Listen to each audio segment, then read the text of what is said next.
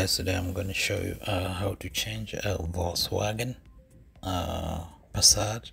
This is the air filter for the engine. So guys, you have to remove this intake thing.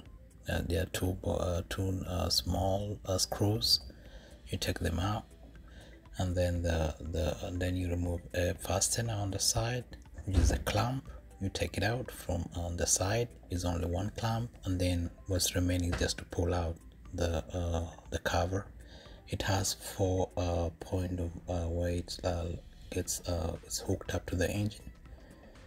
You just pull it out, and then once it's out, guys, I'm just going to show you how to change your air filter inside.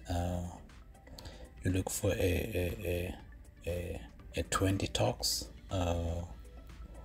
screw. You can look for a Phillips, or you can use an electric gun to pull it out.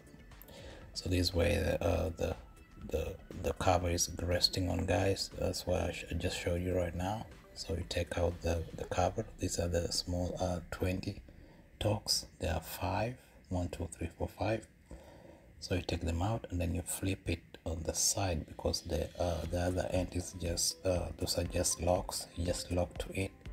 So once the screws are out, it comes out like this, guys. So I'm installing this new one inside.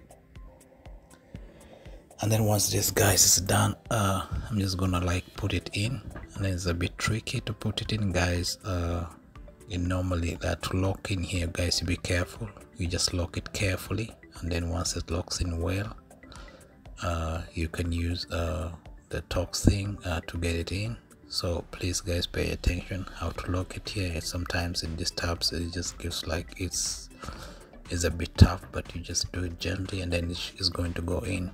And then once that is done, and then you can just you can screw the screws back, and then, guys, you should be almost be done with it.